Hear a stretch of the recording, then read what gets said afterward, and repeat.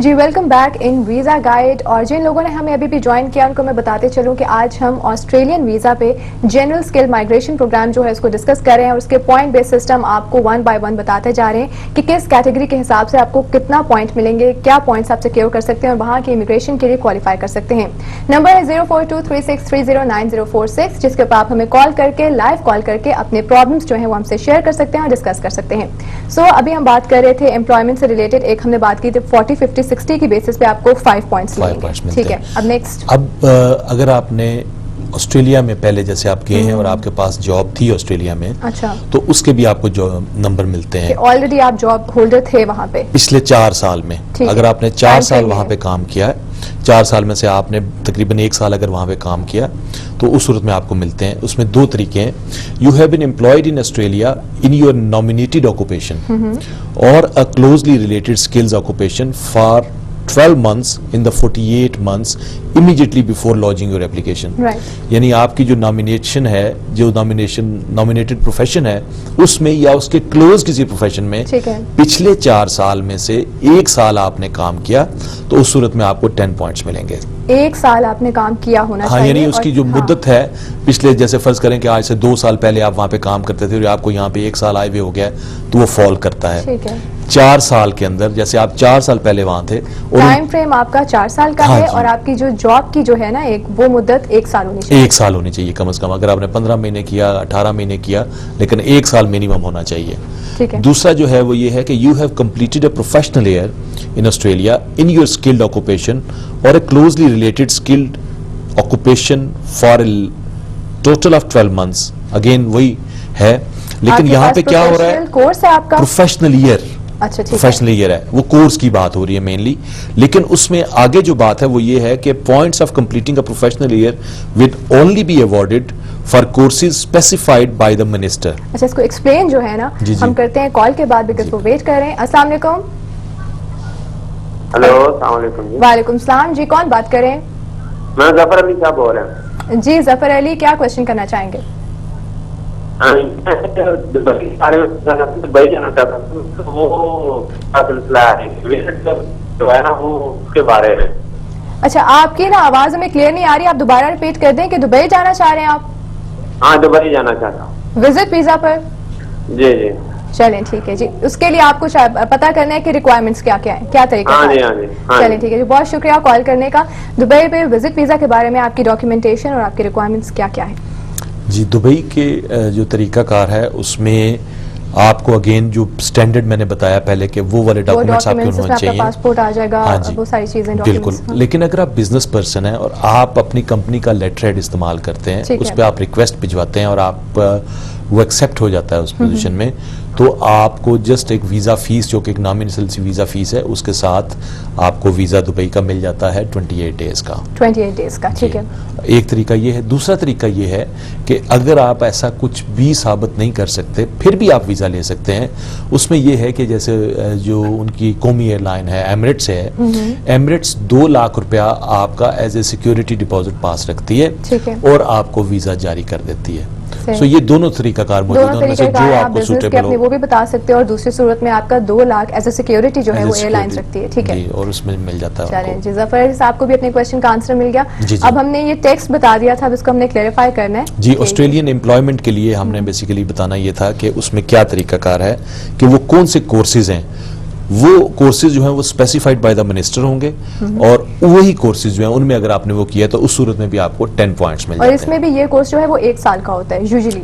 बाकी चीजें वही हैं कि अगर आपने 1 साल का कोर्स किया है, लेकिन उस वो वाला कोर्स है कि जो उनकी मिनिस्टर की अप्रूव्ड लिस्ट में है, अप्रूवल होना चाहिए, अप्रूव्ड लिस्ट में है, तो उसके लिए आपको 10 पॉइंट्स मिलते हैं। ठीक है। अच्छा, इन कोर्सेज की लिस्ट जो है कहीं से आप पता कर सकते हो, किसी वेबसाइट से, कि आइडिया हो जाए आपको? जी बिल्कुल बिल्कुल। ये में कौन कौन से इसके लिए तमाम जो मसाइल है ना ऑस्ट्रेलिया रिलेटेड, वो सिर्फ एक ही वेबसाइट पे जाके IMMI.gov.au, यानी इस वेबसाइट पे जाकर आपको तमाम जो पॉलिसीज हैं, चाहे वो विजिट वीजा है, चाहे वो स्टूडेंट वीजा है, चाहे वो आपकी माइग्रेशन है, कुछ भी है, सब चीजों का जवाब आपको बड़े सेगमेंट वाइज बड़े अच्छे तरीके से मिल जाते हैं। उस पे IMMI.gov.au ये वेबसाइट है जहाँ पे आप जाके लॉग इन करके जो है आप ये सारी चीजें जो है बिल्कुल देख सकते हैं। बिल्कुल। अब इसके बाद जो आ जाते हैं पॉइंट्स फॉर ऑस्ट्रेलियन क्वालिफिकेशन, अच्छा ठीक है, यानी अगर अगर आपने आपने ऑस्ट्रेलिया में अगर ऑस्ट्रेलिया कुछ की क्वालिफिकेशन ली हुई है, ठीक है। बिल्कुल इसमें you have completed an Australian doctorate at an Australian education institution after a period of at least 2 years full time, 2 academic years की बात हो रही है, वाइल इन ऑस्ट्रेलिया, यानी आपने डॉक्टरेट की डिग्री ऑस्ट्रेलिया में रहते हुए ली, ठीक है, तो उस पोजीशन में आपको 25 पॉइंट्स मिलते हैं। ओके, ये हाईएस्ट पॉइंट्स हैं जो कि आप जी। डॉक्टरेट डिग्री पे सिक्योर कर सकते हैं। बिल्कुल सिक्योर करते हैं। यू हैव कंप्लीटेड, दूसरा जो ऑप्शन है, एन ऑस्ट्रेलियन मास्टर्स और honours degree at least upper second class level after a period of at least 1 year full time study eight an Australian educational institution while physically present in Australia, यानी अगर आपने वहां पे रहते हुए ऑस्ट्रेलियन की। मास्टर्स या ऑनर्स डिग्री ली एटलीस्ट अपर second class level, यानी उस पोजीशन में आपको ये मार्क्स मिलते हैं। फिर इसमें आपको कितने मार्क्स मिलते हैं? ये 15 पॉइंट्स ये मिलते हैं। 15, लेकिन डॉक्टरेट इसमें में आपको 25 मिलते हैं 25 और मास्टर्स और ऑनर्स में आपको 15 मिलते हैं। जी 15 में आपके पास 3-4 ऑप्शंस हैं। चलिए उन ऑप्शंस को डिस्कस करते हैं, पहले कॉल ले लेते जी। हैं, उनसे बात करते हैं। हेलो, अस्सलाम वालेकुम। वालेकुम सलाम। जी, कौन बात कर रहे हैं, कहाँ से? जी मैं बखर से अकरम बात कर रहा हूँ। जी अकरम, तो मेरा ये प्रॉब्लम ये है मैडम कि मेरी शादी हुई है कनाडा में ना, ठीक है। 1.5 साल पहले। तो मेरे जो डॉक्यूमेंट्स सबमिट हुए थे वहीं से कनाडा से ना, तो बदकिस्मती से मैंने नोट नहीं किया, मेरे जो पासपोर्ट पे जो मोहम्मद की स्पेलिंग है वो गलत लिखी हुई है ना। अच्छा। जो लेकिन बट जो हमारी जो उनके साथ डॉक्यूमेंटेशन होती है या मैक्सिमम के साथ, वो जो मेरे रेल है MUHAMMAD ठीक है। स्पेलिंग है ना, उससे होती रही है। तो उनका लास्ट टाइम जो लेटर आया था उन्होंने कुछ चीजें रिक्वेस्ट की थी, वो मैंने भेज दी, ठीक है ना। लेकिन अब समझ नहीं आ रही, जो मेरे डॉक्यूमेंट्स है वो मैं उस नाम से भेज रहा हूँ, और बट वो जो पासपोर्ट है वो मोहम्मद गलत लिखा हुआ है, MUHAMAMD लिखा हुआ है। अच्छा अच्छा, उसमें तो सिंगल ये एम, भाई से ये पूछना था जी। सिंगल एम आ रहा है उसमें। नहीं, इनका MU और MO का मेरा ख्याल MU है। और MO का डिफरेंस आ रहा है आपके उसमें? नहीं MUHAMAMD हाँ। ये पासपोर्ट में लिखा हुआ है। तो अच्छा, वो मैंने भी नोट नहीं किया, वैसे उन्होंने जो पहला लेटर लिखा था उन्होंने बिल्कुल सही फिगर लिखे हुए थे, स्पेलिंग लिखे हुए थे मोहम्मद के। तो अब ये कंफ्यूजन है कि पता नहीं अब क्या करते हैं। लेकिन लास्ट टाइम मैंने जो उन्हें एक लेटर लिखा है, मैंने बताया कि ये जो हमारे साथ वो मिसिंग हो रही है स्पेलिंग की, तो अब इसका मैं क्या करूं? क्या वेट करना चाहिए या पासपोर्ट नया बनवाना चाहिए? मुझे ये बताइए कि जो आपके एजुकेशनल डॉक्यूमेंट्स हैं उन पे क्या है? हाँ, उन पे सही लिखा हुआ है ना, MUHAMMAD, ठीक है, बट पासपोर्ट पे ये नहीं लिखा हुआ। ठीक है जी। पासपोर्ट पे स्पेलिंग गलत है। चलिए ठीक है, हमें आपका प्रॉब्लम समझ आ गया। Thank you so much for your call. अच्छा, इस तरह के जो कंफ्यूजन आ जाते हैं बेसिकली और एक लैप्स आ जाता है, तो जी। उसमें क्या होता है? उसका मैं समझता हूं कि चूंकि उनके तमाम डॉक्यूमेंट्स तमाम जो हैं वो AD के साथ और हैं, जो उनका main और ये document क्लैरिकल है, मिस्टेक वही, है, ये हाँ। बेसिकली ये बाय मिस्टेक है। उसके लिए इनको करना ये चाहिए कि इनको अपना पासपोर्ट चेंज कर लेना चाहिए, चेंज कर लेना चाहिए। रीअप्लाई करके, और उसका तरीकाकार भी बहुत आसान है कि इनको किसी एक अखबार में एक एडवर्ट देना होगा ठीक है। कि मेरे जो गलती से ये नाम जो है ये लिखा गया है, जबकि मेरे स्पेलिंग्स जो हैं वो ये वाले स्पेलिंग्स हैं, और उन स्पेलिंग्स के साथ वो पासपोर्ट ऑफिस को रब्ता करें। पासपोर्ट ऑफिस जो है, और साथ अपने ज़ाहिर सर्टिफिकेट्स भी ये लगाएंगे एज ए प्रूफ, और वो जब इनका काम हो जाता है, इनका पासपोर्ट चेंज हो जाए, तो वो इंटीमेशन दे दें कैनेडियन हाई कमीशन को ठीक है। कि जी ये जो था ये क्लैरिकल मिस्टेक थी, मेरे तमाम डॉक्यूमेंट्स इस तरह से हैं, इसलिए मैंने अब आपको अपना फ्रेश पासपोर्ट दे रहा हूं। अच्छा, इसमें कोई और प्रॉब्लम अगर नहीं इनके होगी। केस में कोई और मेजर प्रॉब्लम ना हो, तो अगर ये अपना पासपोर्ट चेंज करा लेते हैं तो इनके चांसेस हैं कि इनका अप्रूव हो जाएगा? इनको पासपोर्ट चेंज करवा लेना चाहिए। ठीक है। उसकी वजह यह है कि आपके तमाम डॉक्यूमेंट्स अगर एक तरह के हैं और सिर्फ एक डॉक्यूमेंट में वो भी गलती से हो गया है, तो उस डॉक्यूमेंट को सही कर लेना चाहिए, क्योंकि वरना इनको हमेशा प्रॉब्लम रहेगा कि आगे जाके भी इनको प्रॉब्लम्स फेस करना पड़ेंगे। एक और कॉलर हमारे साथ, उनसे बात करते हैं। अस्सलाम वालेकुम। वालेकुम सलाम। जी, कौन बात कर रहे हैं? मैं आमिर बात कर रहा हूँ कराची से। जी आमिर, कैसे हैं आप? मैं ठीक ठाक हूँ। मुझे ये सिर्फ पता करना था, कनाडा के लिए विजिट वीजा की क्या रिक्वायरमेंट्स है? चलें ठीक है, कनाडा के लिए विजिट वीजा की आपको रिक्वायरमेंट्स पता करनी है। Thank you so much for your call. और कनाडा के बारे में आज काफी क्वेश्चंस आ रहे हैं। हाँ जी, कनाडा के लिए विजिट वीजा की वही एक तो स्टैंडर्ड रिक्वायरमेंट्स हैं, और उसके लिए करना ये पड़ता है कि आपको ऑनलाइन फॉर्म्स फिल करने होते हैं। अच्छा ठीक है, वो और आपको कहाँ पे अवेलेबल होंगे? वो कनाडा गवर्नमेंट की जो वेबसाइट है, उस वेबसाइट से आप वो फॉर्म्स लेते हैं, और गालिबन 4 या 5 फॉर्म्स हैं। अच्छा ठीक है, वो तमाम फॉर्म्स आपको ऑनलाइन फिल करने होते हैं और उनको वैलिडेट करना होता है। सही। एक फॉर्म जो होता है वो तो जेनेरिक फॉर्म जो है, उसमें आपकी जो स्टैंडर्ड एप्लीकेशन तरीकाकार होता है, उसमें तमाम चीज़ें वो पूछी जाती हैं, आपका पर्पस ऑफ विजिट और बाकी डिटेल सारा कुछ।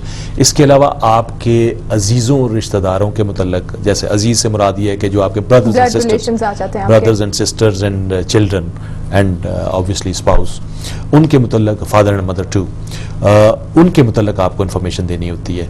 ये फॉर्म्स आप डाउनलोड करते हैं, गवर्नमेंट की कैनेडियन गवर्नमेंट की वेबसाइट पर आप डाउनलोड करो और उसको फिल करो। जी बिल्कुल, उस पे कैनेडियन गवर्नमेंट की आप उस पे जाएं और उसको कहते हैं टेम्परेरी रेजिडेंस वीजा। ओके, ठीक है। उस टेम्परेरी रेजिडेंस वीजा के जब आप उस पेज पे जाएंगे तो आपको उस पे एक गाइड बुक भी मिलेगी। पहले उस गाइड बुक को पढ़ के उसके मुताबिक फिर आप अपने फॉर्म्स फिल करेंगे और उनकी रिक्वायरमेंट्स पूरी करेंगे। अच्छा, मतलब यही है प्रोसीजर कि आप उसका ऑनलाइन फॉर्म को फॉर्म फिल करके फिर उसके बाद आप वो पाकिस्तान में वीजा ट्रॉनिक्स हैं जो कि TCS की एक कंपनी है, उस कंपनी के पास उसके ऑफिस में जो डेजिग्नेटेड ऑफिसेज हैं, उन ऑफिसेज में जाके वो फॉर्म जमा करवाते हैं और आपका वीजा प्रोसेस होता है। चलें, ठीक है। एक और कॉल है हमारे साथ, उनसे बात करते हैं। अस्सलाम वालेकुम। हेलो हेलो, कॉल ड्रॉप हो गई है। अब हम चलते हैं अपनी डिस्कशन की तरफ। हमने डॉक्टरेट डिग्री की बात कर ली, मास्टर्स और ऑनर्स की बात कर ली, 25 एंड 15 पॉइंट्स 15 पॉइंट्स पे, और लेकिन 15 पॉइंट्स पे मास्टर्स और ऑनर्स डिग्री के अलावा भी ऑप्शंस मौजूद हैं। You were also awarded Australian bachelor's degree as a result of at least 1 year full-time study while physically present in Australia. ठीक है, ये physically present का आ गया एक तो। Physically present तो always है, यानी आप कोई ऑनलाइन डिग्री लेते हैं, ठीक है, या आप कोई ऐसी डिग्री लेते हैं कि जिसमें आपने मुख्तलिफ ममालिक में जाके या वहाँ पे सिर्फ आपने एग्जाम देने गए, वो इसमें शामिल नहीं होती। आपने while being physically in Australia वो इसमें फॉल करते हैं और उन्हीं के मुताबिक होगा। The total period of full time study in Australia was at least 3 academic years, अगर आपकी डिग्री की बात हो रही है। ठीक है जी, इसको आगे मजीद कंटिन्यू करते हैं। कॉल है हमारे साथ, फिर इन ऑप्शंस को डिफाइन करेंगे। देखते हैं कौन है हमारे साथ। हेलो, अस्सलाम वालेकुम। हेलो हेलो हेलो, अस्सलाम वालेकुम। वालेकुम अस्सलाम। जी, कौन बात कर रही है? हुमैरा बात कर रही हूँ लाहौर से। हुमैरा या सुमेरा? हुमैरा। हुमैरा, हुमैरा कैसी हैं आप? बिल्कुल ठीक। अच्छा जी, क्वेश्चन बताएं अपना। मैंने पूछा था, मेरा भाई डिप्लोमा कर रहा है आर्किटेक्चर में। ओके, 3 इयर्स डिप्लोमा कर रहा है, तो उसके बाद वो जाना चाह रहा है ऑस्ट्रेलिया। ऑस्ट्रेलिया, ठीक है। तो उसके बारे में आपसे पूछा था कि कंसल्टेंट कोई या वो क्या प्रोसीजर है वहाँ जाने का, क्या क्या रिक्वायरमेंट्स हैं, वो सब कुछ पूछना था। अच्छा, ये किस स्टेज पे अभी डिप्लोमा आपने बैचलर्स के बाद कर रहे हैं या उससे पहले कर रहे हैं? नहीं, वो आफ्टर मैट्रिक कर रहा है, 3 इयर्स डिप्लोमा होता है। अच्छा, ठीक है, okay, thank you so much for your call Humaira. अच्छा, आर्किटेक्चर का देखें अगर स्कोप ऑस्ट्रेलिया में, और डिप्लोमा ऑलरेडी कर रहे हैं 3 इयर्स का, तो हाँ जी, ये जो डिप्लोमा है ये इंटरमीडिएट के लेवल पे आता है। ठीक है, ये क्योंकि आप मैट्रिक के बाद करते हैं, 3 इयर्स डिप्लोमा कोर्स है। ये बैचलर्स के बाद 3 इयर्स का? बैचलर्स के बाद नहीं था। अच्छा, उन्होंने कहा था मैट्रिक के बाद है। मैट्रिक के बाद जैसे आप साइंस FSc करते हैं, FA करते हैं, अब आप टेक्निकल एजुकेशन की तरफ अगर आप जाते हैं तो वो 3 साल का डिप्लोमा होता है, इलेक्ट्रिकल का, मैकेनिकल। इंटरमीडिएट के इक्विवेलेंट होगा ये, इंटरमीडिएट के इक्विवेलेंट होगा, और इसके बाद उन्हें फर्दर उस कोर्स में दाखिला लेना चाहिए आर्किटेक्चर ही में फर्दर, जिसमें कोई डिग्री प्रोग्राम हो। उस डिग्री प्रोग्राम में what I can see now के जी उनको तकरीबन 4 साल का कोई कोर्स लेना पड़ेगा वहाँ पे। उस कोर्स के बाद उनकी वहाँ पे इमिग्रेशन भी हो सकेगी। चलिए, ठीक है, मतलब उसी रेलेवेंट फील्ड में जो है आगे उसी कोर्स में अप्लाई करें और उसके बाद वो इमिग्रेशन के लिए एलिजिबल हो जाएंगे। एक ऑप्शन ये है, और वही अभी हम डिस्कस भी कर रहे हैं। चलिए, उसको हम डिस्कस करते हैं, थोड़ा बाद में करेंगे, बिकॉज हमें जाना है एक शॉर्ट कमर्शियल ब्रेक पे। Stay with us.